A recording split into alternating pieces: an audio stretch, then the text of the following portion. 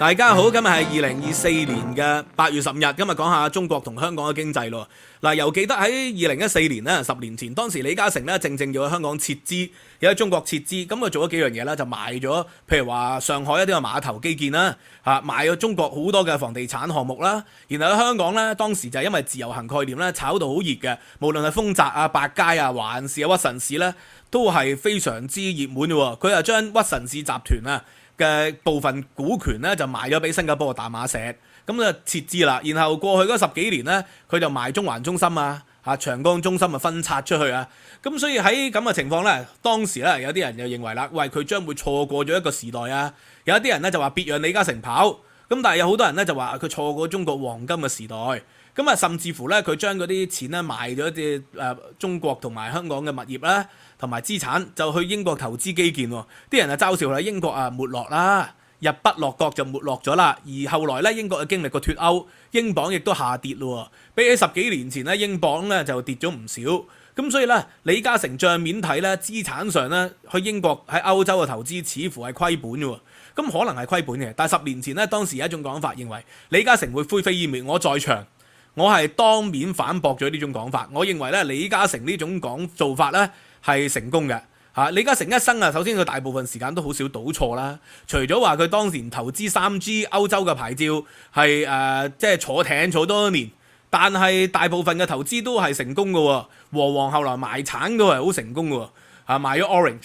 咁所以咧，李嘉誠第一佢就好少賭錯先，呢個第一點。第二啦，我認為咧，當你年紀大嘅時候，投資組合會改變啦。年紀輕嘅時候哇，你李嘉誠一生人咧都係好多大風大浪嘅投資喎。譬如話70年代呢個收購黃埔集團，將黃埔即係買咗翻嚟作為一個碼頭，然後分拆變成咗呢個嘅地產項目幾犀利啊！然後同時間咧將黃埔集團就變成和記黃埔即係喺世界上不斷咁擴張佢嘅碼頭事業喎。呢啲都係高風險投資嚟㗎。咁但係年紀大啦，你梗係要轉向啲保守嘅穩陣嘅，即使係虧本，唔會斷崖式下跌啊嘛。過去10年中國嗰啲有錢佬係點啊？第一坐監就坐監，失蹤就失蹤，失聯就失聯。所以好似啱啱農夫山泉嗰個首富鐘炎炎都話啦，做咗首富佢冇咗自由㗎。馬雲你睇啦，係咪啊？佢螞蟻集團上市前一日竟然係被撤回，然後咧就銷聲匿跡咗一段長時間喎。趙薇嗰個都唔係話好有錢，點都100幾億身家，佢嘅夫家咁都唔見咗喎，好長時間喎。范冰冰嗰啲又如何呢？咁所以喺中國做生意呢，你係有一個巨大嘅政治風險。咁所以咧，李嘉誠年紀大啦，咁佢就覺得唔需要再坐過山車咯。90年代佢肯坐過山車啊。90年代當時咧，北京市市長後來北京市市委書記陳希同同埋佢個仔陳小同，即係貪腐，就係向李嘉誠作咗一大筆啊嘛。咁李嘉誠年輕嘅時候咧，佢梗係覺得即係冒下呢啲政治風險，富貴險中求係可以嘅。咁但係年紀大啦，佢話只向有法治嘅地方投資，呢個咧係保證佢同埋下一代佢未必有佢咁嘅能力啊嘛。面對住呢啲大風大浪都可以過關啊嘛。所以咧，李嘉誠呢種做法唔會導致佢灰飛煙滅。我10年前咧已經係咁講噶啦。咁似乎10年後咧，李嘉誠呢個撤資行動咧仲未完結啊。咁喺下個星期咧，長江基建咧就會嚟英國上市啦。咁呢個長江基建咧係長和係一個好重要嘅項目嚟嘅喎。咁點解會嚟英國第2上市呢？喂，英國股市咧其實係高漲嘅喎。過去嗰4-5年咧，全世界股市都係高漲，包括倫敦股市、美國股市、新加坡、台灣以及印度股市都係高漲。偏偏就係中國股市同埋香港股市咧係低迷。咁呢個唔係一個巧合嚟噶嘛？呢個係一個大時代，呢個叫做大分流叫做。咁所以咧，佢嚟英國上市咧，係可以規避到呢個大分流下強大嘅政治風險。呢個政治風險未完結嘅。如果有一日咧喺南海或者台海打仗咧，咁喺中港嘅股市咧，似乎唔會好似今天咁。今天係跌咗一半啦，比起疫情前，比起2018-19年嘅時候，而家跌咗一半。如果真係打起仗上嚟，就唔係淨係跌一半咁簡單嘛，可能連買賣都未必能夠做到啊嘛。所以咧，李嘉誠咧將佢嘅項目，包括佢公子李澤楷，都將佢嘅項目咧喺外邊上市，喺新加坡上市喺呢個嘅倫敦上市，呢啲地方上市咧，交投未必好似香港咁好喎，嗰個發展未必好似香港咁好喎。咁但係咧，規避政治風險，呢個都係咧點解當日即係我要移民其中就係跟住成哥走啊嘛，就係要規避呢個政治風險。到有一日你想走嘅時候，發覺哎呀，好似俄國嗰啲富豪咁，俄國嘅中產階級咁，走唔到不特止，仲要俾人拉上去打仗添喎。咁呢個就係即係時也命也啦。咁而李嘉誠呢個走呢，其實過去10年不斷咁做啦。咁點樣走呢？咁佢譬如話呢個嘅中環中心喎，中環中心咧喺2017年嘅時候咧，李嘉誠咧就賣咗75% 嘅股權。而家咧最新有一個新聞喎，就係今日嘅新聞，就係李嘉誠咧當年賣咗個中環中心啦。咁有人接佢貨嘅時候咧，係用咗35,800蚊一尺買嘅，而家咧係13,000蚊，跌咗60%啊！只係短短幾年5年嘅時間就接咗成哥嘅貨，就跌咗60%。所以成哥走得快，一定有古怪。跟住成哥走咧，就即係多數冇乜點錯嘅。但係同成哥對賭咧，咁就真係陰公啦。結果咧輸咗60%。咁點解會輸咗60%咧？全世界嘅甲級寫字樓過去幾年咧都升緊嘅喎，其實即係主要發達地區嘅甲級寫字樓都升緊。但係問題喺西方已經係因為呢個嘅 Covid 嘅時期 Work from home 文化形成咗啦。所以咧甲級寫字樓空置率係高咗，但係即使如是，因為咧呢個通脹高啦，同埋呢個嘅利息高，所以甲級寫字樓嘅租金咧都係升咗。以台北為例啊，2019年咧台北嘅甲級寫字樓尺價係40至45蚊美元，而家係50幾蚊美元，大概升咗11至25%。台北係升咗嘅喎，上海係跌啦，上海就19年至而家跌咗6.7至到7.1%。香港咧就跌咗呢個26至32%喎，新加坡升咗20至33%啦，倫敦咧升咗5至9%喎，金絲雀碼頭嗰啲升咗9%添喎，雙位數字添喎，有啲 icon 紐約咧升咗6.7至12.6%，即係西方同埋台灣、新加坡甲級寫字樓都升，偏偏係上海同埋呢個嘅香港以及中國其他城市咧，甲級寫字樓係下跌嘅，下跌係以2成3成計。而家呢個新嘅今日嘅新聞咧，尺價跌咗60%啦，嚟緊租金亦都可能咧，亦都會受挫嘅喎，因為香港其實就冇 work from home 文化好廣泛啦，但係都下跌就係明顯需求斷崖式下跌啊嘛，咁所以呢個係一個長遠嘅趨勢無可辦法嘅。而即係李澤鉅咧，佢就講得好委婉啊。李澤鉅就話咧，喺過去幾十年咧，歷史話俾我知，邊個賭香港長期差都錯嘅。即係香港唔會長期差喎，過去幾十年賭香港差都錯，咁佢冇答到未來係點樣喎？就係佢就話過去喎，咁過去係港英殖民地嘅年代賭香港差，即係譬如6·7暴動嘅時期賭香港差錯啦，李嘉誠胡應湘或者係新鴻基郭氏兄弟李兆基嗰個年代喺香港個個認為差嘅時候入貨，結果就發咗大達啦。然後咧呢個嘅中英會談嘅時期賭香港差，佢哋又入貨。咁結果佢哋又發大達喎，佢哋過去咧就係人哋賭香港差，佢賭香港好，佢哋發大達。但係將來係如何咧？佢又冇回答到，因為咧呢個係涉及基本因素。香港同埋中國而家咧嗰個甲級寫字樓以及咧經濟點解差咧，係唔係巧合嘅？好似喺1990年8964之後咧，外資每個月咧就不斷咁湧入去中國，所以啲人話咩美國話中國崩潰論其實冇嘅，係嗰啲學者自己亂噏話中國崩潰論喺歐美咧，主要係投資中國嘅過去嗰20-30年，就係大家咧，你有你講中國崩潰論，嗰啲係喺傳媒炒作嘅啫。商人咧就不斷投資中國，咁但係啱啱2024年就係歷史上首次出現咗咧，係撤資係多過投入中國嘅資金喎。呢個2024年咧係大部分時間都出現咗啦2次至少係就係呢個嘅杜 V。就係發現咗中國咧個資金外逃係越嚟越犀利，喺上一季150億美元咧資金外逃離開咗中國。點解資金外逃會離開中國呢個咪就係習近平新時代嘅特點咯。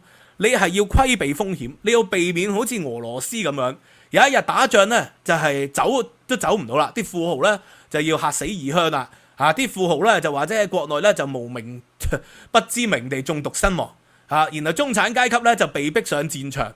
然後所有嘅資金咧就發覺咧就離開唔到國家，啲人就係規避呢個風險啊！你唔知呢個風險會唔會出現啊嘛？而似乎佢不斷講就話要打勝仗，能打仗要準備打仗，喺南海以及喺台灣上邊咧就不斷咧有軍事演習，甚至乎咧多次飛越台灣嘅中線，要堅決展現咧佢統一台灣嘅決心。咁所以喺咁嘅情況底下咧，啲資金咧流動資金梗係盡量撤出啦，去新加坡啦，去杜拜啦，去其他地方規避政治風險啦。歐美沒落還沒落，但係資金都係要逃跑嘅喎。咁你沒落極咧，好似李嘉誠咁，英鎊係跌咗，英國嘅基建可能冇乜錢賺，但係起碼好過避免馬雲咁樣格局啊嘛，趙薇咁嘅格局啊嘛，范冰冰咁嘅格局啊嘛，你要避免咗呢一種情況啊嘛。咁所以咧嗰啲廠商咧就係要撤去印度啦。雖然撤去印度唔順利咧，印度人做嘢效率同中國始終就有一個好大嘅分別。撤去越南啦，撤去其他地方可能係會受到阻滯嘅，但係都要去風險化喎。呢個去風險化係一個大勢嚟嘅，唔能夠忽視嘅。咁所以咧啲資金外逃就導致到中港股市低迷啦。有啲人話：喂，你離開咗你就唱衰啦。喂，我多次同大家講過喎，我手上仲持有港交所喎，我差唔多將近平均成本價係接近300蚊買嘅，而家220幾蚊。如果可以唱好香港經濟咧，會影響到香港經濟好嘅話咧，咁我梗係唱好香港經濟就會有着數啦。但係唔係噶嘛。我只係講我自己相信嘅嘢。10年前咧，我就話李嘉誠撤資係啱，亦都認為應該要撤資，所以我就一早咧，我資產就好少啦，但係我一早就買搬家搬咗去新加坡，搬到嚟倫敦。其實就係避免呢個政治風險啊嘛。咁而事實上過去嗰幾年，如果我當日冇撤資，冇將啲資金咧就從香港股市咧，我將香港大部分股市都賣咗㗎。我以前持有騰訊好多年，持有小米持有中國建設銀行好多呢啲中資概念股。當然啦，長和系我都持有咗好耐啦。咁我都賣咗。咁否則嘅話咧，呢幾年咧就由3萬幾點跌到而家萬幾點、16000、7點、17000、8點。咁就會蝕好多喎。咁強積金嗰啲我大部分組合都轉咗做歐美嘅基金。咁結果歐美基金而家升啦，啲人唱衰話英國係如何不堪啊，如何落後啊，如何經濟差，但係英國個股市咧係相當唔差喎。英國嘅樓市亦都唔差嘅喎。過去幾年係上漲喎，好多地區上漲超過2成以上，香港就唔係咁啦。所以呢個係事實勝於雄辯。阿成哥咧就走得快，就必然就有古怪。咁好啦，最後一步咧，我就要討論咧香港樓價下一步係點樣走。因為我聽眾可能好多人仲有持有香港嘅樓啦。咁持有香港嘅樓，其實我2年前我自己嘅建議就係咩咧？如果你持有香港嘅樓，你咪大屋搬細屋咯，或者係搬啲平啲嘅區咯。就係手上揸現金為王，就減低自己風險。因為你喺香港你可能都要住噶嘛。有啲人覺得自己住好過幫人哋交租啊，咁可能係嘅。你就盡量買細啲嘅屋，買平啲屋啦。咁變咗規避風險蝕嘅都係有限啊。你譬如話住1000萬嘅樓，咁你咪換間300-400萬嘅舊樓平啲嘅。咁你蝕極300-400萬total loss 都係300-400萬啦。1000萬你跌一半你都冇咗500萬喎。咁所以我條數係咁計嘅。咁而家有啲人就話喂。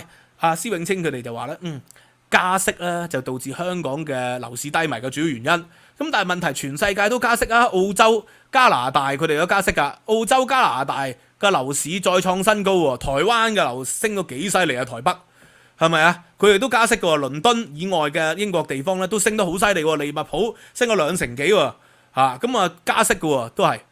所以加息其實似乎就唔係樓市升跌咧喺而家呢個時代嘅主要考慮因素。咁但係咧，如果減息咧，可能咧係會刺激一輪樓市升嘅。好似啱啱咧陳茂波撤辣嘅時期咧，我就話撤辣咧短期咧就會升嘅，但係好快咧就會打回原形。所以當時我嘅形容就係撤辣係最後的逃生門啊嘛。咁嚟緊如果減息，可能亦都係另外一個咧快速逃生門。但係長遠因素嘅不變啊，點解咧？有啲人話有剛性需求喎，係剛性需求，但係隨住深圳同城化如果而家吹緊風就話將來係一證通，車牌一證通，又唔使要幾十萬買個所謂嘅深圳灣嘅牌100幾十萬買唔知邊度個牌唔需要啦，所有車都可以自由來往啦，身份證一證通，大灣證一證通。咁點解啲人唔住深圳啊？深圳啲樓大啲，深圳工作機會會大啲高科技行業讀 IT 嗰啲人可能喺深圳翻工喎。金融業嗰啲可能都係香港，所以港島區樓價可能跌極都有限嘅，但係新界區咧，啲人就梗係翻深圳住啦，係咪啊？你騰訊、華為、DJI 喺晒深圳喎，你嗰啲年輕人做呢啲行業嗰啲人唔翻深圳住，係咪？娶埋個深圳老婆，所以長遠嚟講，我認為咧，深港樓價一體化係無可避免嘅。但係而家深圳嘅樓不斷跌啦。由10幾萬一平跌到去5萬一平、3萬一平都有啦，咁所以再不斷跌嘅情況底下咧，就必然係會一體化。咁但係呢個形勢會唔會改變呢？可能會改變，但係要過兩關。第一關咧就係習近平時代嘅終結。如果習近平新時代中國特色社會主義終結咗咧，唔再劍拔弩張，重回翻當年胡溫路線。其實我政治立場好保守㗎咋，重回翻胡溫路線。胡溫時期我都喺中國大陸讀書工作㗎，我好開心㗎嗰個年代。即係你重回翻改革開放，江澤民、朱鎔基，再加上啲反貪咁社會咧就即係吸納外資繼續。咁基本上咧，中國經濟就會向好一啲，唔會好似而家咁，人哋就唔會去風險化。咁但係咧，呢個係第一關嚟喎。你如果習近平新時代呢個結束，你要保證下一個時代唔係繼續行習近平時代，或者唔係更激進，就唔係好似朝鮮咁喎。無論係阿爺、阿爸定係阿孫，邊個做係越行越激進。即係你要保證習近平時代過去，下一個時代唔係再係咁激進，而係回歸翻溫和路線、韜光養晦路線。咁所以你要過呢兩關咧，香港嘅樓市、股市咧先至有向好咯。否則咧，所有嘅反彈，我認為都係短期，因為長期嘅基本因素改變咗，尤其是香港。所以中國好嘅香港都未必一定好，因為你嘅基本因素改變咗。以前咧由一個開放嘅城市、華人最自由嘅城市、法治最鮮明嘅城市、最親近西方嘅城市，變成咗咧最講國家安全、最紅最專嘅城市。又強調根正苗紅。咁所以呢個咧係基本因素係徹底改變咗嘛。所以做人要老實唔係因為我哋想佢好就唱佢好，我哋想佢衰就唱佢衰。好似有一個姓李嘅 KOL 就係講地產嘅，佢哋話佢對香港有偏見，佢偏見就想香港好。咁呢個唔係一個客觀評論問題嘅方法嚟，就係要實際，而且咧唔係淨係睇佢講乜嘢，就睇佢做乜嘢。所以過去幾年我就跟住成哥做啦。咁未來咧如何咧就係拭目以待啦。好嘛，今日講到呢度，希望大家like、subscribe、share。收費平台 Patreon 仲有我嘅獨家參考資料啦，有我獨家課堂史記中國經濟史史學名著課堂VIP 會員可以無限重溫。咁希望大家可以支持咯。9月咧就會將中國近代史嘅課堂咧變為中國當代史嘅課堂。咁現當代史。咁希望大家可以再 Patreon啦。多謝大家，拜拜。